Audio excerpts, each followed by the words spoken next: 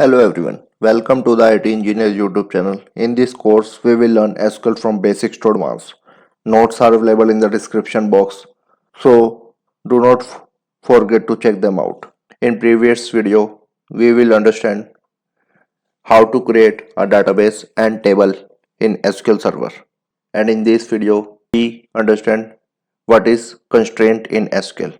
Constraints are the rule which are applied on a column of a table so that data is integrated और consistency.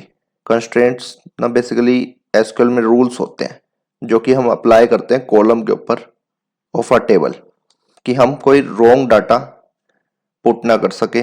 हम एक condition दे देते हैं उस column के ऊपर कि सिर्फ हम वही डाटा प्रिंट कर सकते हैं जो कि वो उस कॉलम के लिए सही है. अब हम समझते हैं types of constraint. Not null, unique, check, default, primary key and foreign key. अब हम एक एक कंस्ट्रेंट को ब्रीफली एक्सप्लेन करते हैं.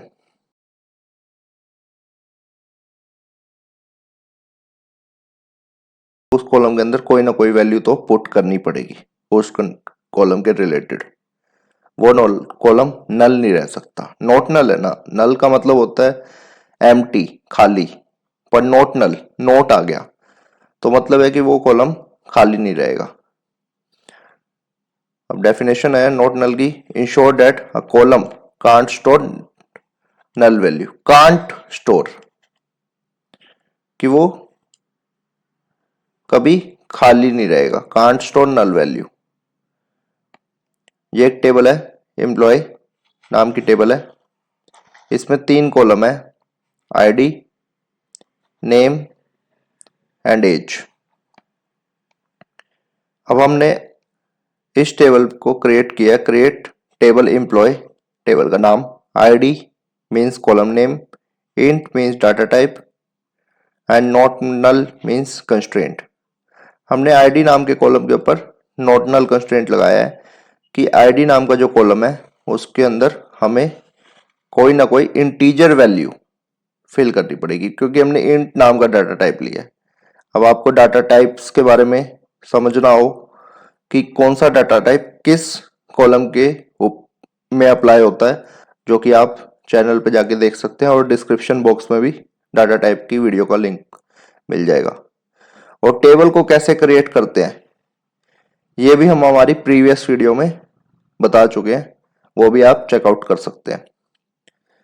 तो अब जैसे कि हमने आईडी नाम के कॉलम के ऊपर नॉट नल कंस्ट्रेंट यूज किया है तो हमें यहाँ पे कोई ना कोई वैल्यू तो पुट करनी पड़ेगी. इंटीजर वैल्यू पुट करनी पड़ेगी क्योंकि हमने इंट नाम का डाटा टाइप लिया है. अब हम ऐसा नहीं है कि यहाँ पे हम स्ट्रिंग वैल्यू कि जैसे नेम प्रिंट कर ले. पहली बात तो किसी का नेम आईडी होता नहीं, पर फिर भी हम इंटीजर वैल्यू पुट कर सकते हैं, स्ट्रिंग वैल्यू पुट नहीं कर सकते. तो जैसे कि अब यहाँ पे एरर थ्रो होगा क्योंकि यहाँ पे एम्प्टी है. एरर थ्रो ना हो या डाटा की कंसिस्टेंसी या इंटीग्रिटी डाटाबेस की ना बिगड़े, इसलिए हम कंस्ट्रेंट्स को रूल यूज करते हैं, रूल अप्लाई करते हैं. अब इसलिए यहाँ पे एरर थ्रो होगा. नेक्स्ट कंस्ट्रेंट है यूनिक. यूनिक नाम से पता चल रहा है कि यूनिक वैल्यू स्टोर होगी कॉलम के अंदर. अब हमने सेम टेबल का यूज किया. Create table employee ID int unique. हमने आईडी नाम के कॉलम के ऊपर यूनिक कंस्ट्रेंट यूज किया कि आईडी नाम का जो कॉलम है उसके अंदर यूनिक वैल्यू स्टोर होगी. जैसे 101 यूनिक वैल्यू है अभी तक, 102 भी यूनिक वैल्यू है अभी तक, पर हमने दोबारा 102 यूज किया तो यहाँ पर एरर थ्रो होगा क्योंकि हमने 102 ऑलरेडी यूज कर चुके हैं और हमने यूनिक कंस्ट्रेंट यूज किया.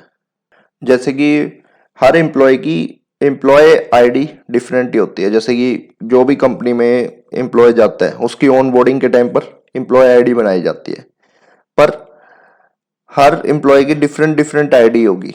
सेम आईडी नहीं हो सकती किसी भी कंपनी में. 2 एम्प्लॉय की सेम आईडी नहीं हो सकती ना, तो इसलिए अब हमने यहाँ पे 2 एम्प्लॉय की, एम्प्लॉय नेम मोहित और एम्प्लॉय नेम शुभम की, हमने दोनों आईडी सेम रख दी.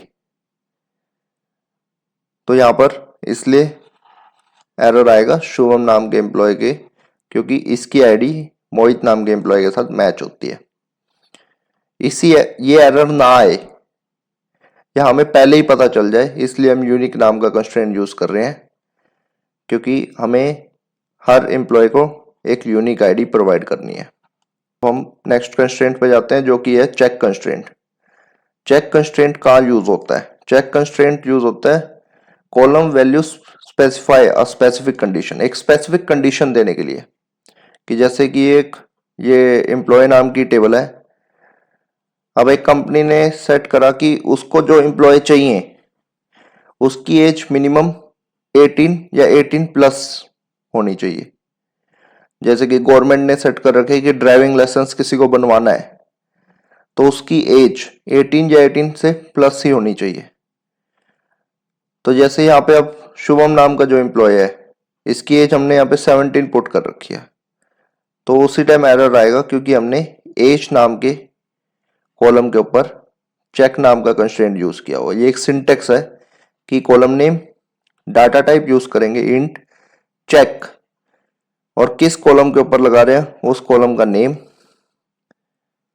और ग्रेटर देन इक्वल टू आपको जो भी कंडीशन लगानी है। अब जैसे कि हमने लगाया ग्रेटर देन इक्वल टू 18 या 18 से ज्यादा वाले एम्प्लॉय इस कंपनी में काम कर सकते हैं, एम्प्लॉय टेबल में आ सकते हैं। उससे जो छोटे एम्प्लॉय होंगे या जिनकी एज 18 या 18 से छोटी है बेसिकली, वो डाटा पुट नहीं हो सकता, और हम डाटा पुट करने की कोशिश करेंगे तो सिस्टम हमारे को एरर थ्रो करेगा। चेक नाम का कंस्ट्रेंट का यूज ये है कि वो हम एक चेक लगा देते हैं, एक कंडीशन, एक स्पेसिफाइड कंडीशन। हम यहाँ पे कोई भी कंडीशन बना सकते हैं, हम इस कॉलम में भी बना सकते हैं, इस कॉलम में भी बना सकते हैं, पर हमने यहाँ पे ऑलरेडी एक प्राइमरी की नाम का कंस्ट्रेंट यूज किया है। नेक्स्ट स्लाइड में समझते हैं कि प्राइमरी की क्या होता है। अब हम जाते हैं डिफॉल्ट कंस्ट्रेंट। डिफॉल्ट कंस्ट्रेंट होता है कि हमने मान लो किसी एम्प्लॉय ने, जैसे कि हमने एक टेबल बनाई हुई है, सेम टेबल है, एम्प्लॉय आईडी है इंट, आईडी कॉलम में डाटा टाइप है इंट, और प्राइमरी की नेम कॉलम वेरकर डाटा टाइप, और कंट्री वेरकर डिफॉल्ट यूएस से। कंपनी ने अपने एम्प्लॉयज को डाटा फिल करने के लिए दिया है कि वो अपनी एम्प्लॉय आईडी फिल करेंगे, नेम फिल करेंगे, और वो किस कंट्री से है वो फिल करेंगे। लेट सपोज यहाँ पे एक एम्प्लॉय है शुभम नाम का, उसने अपनी कंट्री फिल नहीं की, तो सिस्टम बाय डिफॉल्ट उसकी कंट्री यूएस से फिल कर देगा, क्योंकि हमने बाय डिफॉल्ट यूएस से ही फिल किया है। जब भी वहां पे कोई वैल्यू नहीं होगी तो बाय डिफॉल्ट जो हमने वैल्यू प्रोवाइड की होगी वो वैल्यू वहां पे शो होगी, पुट होगी, इनपुट कर सकते हैं। अब हम समझते हैं प्राइमरी की कंस्ट्रेंट क्या होता है। प्राइमरी की होते हैं बेसिकली ये unique identify each record in a table. जब भी हम प्राइमरी की किसी कॉलम के ऊपर अप्लाई करते हैं वो कॉलम यूनिकली आइडेंटिफाई होगा। वो तो यूनिक की में भी हो सकता है, यूनिक कंस्ट्रेंट में भी हो सकता है, पर वो कॉलम जो है वो नॉट नल भी होगा, कि उसके अंदर कोई ना कोई वैल्यू जरूर होगी, प्लस वो एक यूनिक वैल्यू ही स्टोर कर सकता है। दो कंस्ट्रेंट के कंबाइन से एक प्राइमरी की बनती है, और each row has unique value.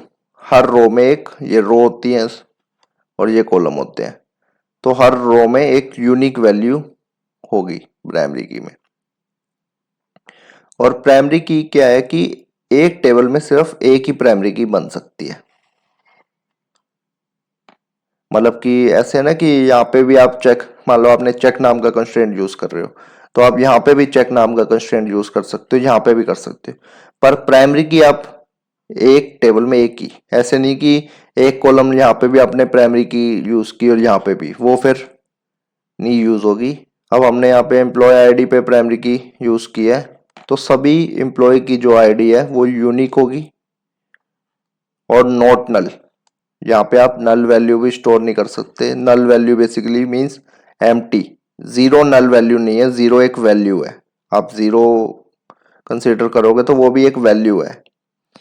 Null value होती है कि आपने कुछ भी नहीं भरा, वो नल वैल्यू है। तो यहाँ पे आप नल वैल्यू स्टोर नहीं कर सकते और सेम वैल्यू स्टोर नहीं कर सकते। आपको नॉट नल वैल्यू और डिफरेंट वैल्यू, यूनिक वैल्यू ही स्टोर करनी पड़ेगी। और आप सिर्फ जैसे कि हमने डाटा टाइप जो लिया है उसके अकॉर्डिंग ही स्टोर कर सकते हो। हमने डाटा टाइप लिया इंट, तो आपको यहाँ पे इंटीजर वैल्यू ही स्टोर करनी पड़ेगी। फॉरेन की बेसिकली वो टेबल में को लिंक करने के लिए भी अप्लाई होती है। फॉरेन की बेसिकली रेफरेंस इंटीग्रिटी के लिए यूज होती है बिटवीन टेबल्स। फॉरेन की क्या होता है, column in one table refer to the primary key in another table. जैसे कि हमने यहाँ पे दो टेबल का एग्जांपल लिया है, एक टेबल है डिपार्टमेंट और एक टेबल है एम्प्लॉय। अब डिपार्टमेंट टेबल में हमने डिपार्टमेंट आईडी में हमने प्राइमरी की यूज की है, प्राइमरी की कंस्ट्रेंट। और एम्प्लॉय टेबल में हमने डिपार्टमेंट आईडी यूज करनी है, वही same department ID, same column name. तो हमें अब उसे फॉरेन की बनाना पड़ेगा। हम अब उसे कोई और की नहीं बना सकते, मतलब प्राइमरी की नहीं बना सकते, कोई और कंस्ट्रेंट नहीं दे सकते। तो हमें उसे फॉरेन की बनाना पड़ेगा डाटा फेच करने के लिए डिपार्टमेंट आईडी का। फॉरेन की में मतलब बेसिकली ना कि एक टेबल में प्राइमरी की यूज हुई है तो वो दूसरी टेबल में वही सेम कॉलम यूज कर रहे हैं तो वो फॉरेन की होगा। सिंपल मीन्स ये है। रेफरेंस इंटीग्रिटी के लिए यूज होता है, दो टेबल को लिंक करने के लिए यूज होता है। अब हम इस एग्जांपल से समझते हैं कि जैसे यहाँ पे डिपार्टमेंट आईडी है डिपार्टमेंट टेबल में, और डिपार्टमेंट नेम दिया हुआ है एचआर, और ये आईडी है 1, और डिपार्टमेंट आईडी है 2, और डिपार्टमेंट नेम है आईटी। अब एक डिपार्टमेंट में मल्टीपल एम्प्लॉयज हो सकते हैं। तो जैसे एम्प्लॉय आईडी है, हर एम्प्लॉय की डिफरेंट आईडी होगी, यूनिक आईडी होगी। तो हमने यहाँ पे एम्प्लॉय आईडी को बनाया है प्राइमरी की 101, 102 एंड 103। पर एक डिपार्टमेंट में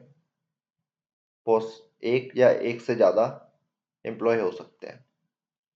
तो यहाँ पे डिपार्टमेंट आईडी यूज कर रहे हैं 1, यहाँ पे एम्प्लॉय आईडी 102 में डिपार्टमेंट आईडी यूज हो रही है 2, एंड 103 में डिपार्टमेंट आईडी यूज हो रही है 1। तो इसका मतलब है कि इस एम्प्लॉय टेबल में दो पर्सन जो हैं जिनकी आईडी एम्प्लॉय आईडी 101 एंड 103 है, वो सेम डिपार्टमेंट से है, एचआर से। और जो 102 नाम का एम्प्लॉय है वो, उसका डिपार्टमेंट आईडी है 2 और डिपार्टमेंट नेम है आईटी। यहाँ पे हमने इस टेबल को इस एम्प्लॉय टेबल के साथ लिंक किया है, रेफरेंस इंटीग्रिटी। ठीक है, और यहाँ पे हमने डिपार्टमेंट आईडी ली है प्राइमरी की, और यहाँ पे ही डिपार्टमेंट आईडी ली है फॉरेन की। ये बेसिकली एग्जांपल है। अब हम नेक्स्ट वीडियो में समझेंगे कि टेबल क्रिएट करेंगे, उसके अंदर डाटा इंसर्ट करेंगे और कंस्ट्रेंट कैसे यूज करते हैं एसक्यूएल सर्वर में। बिल्कुल प्रैक्टिकल पार्ट देखेंगे। So if you like the video, share with your friends and subscribe the channel. And if you have any doubt, drop the doubt in your comment section and we will do our best to answer your query. Thank you for watching. Keep learning.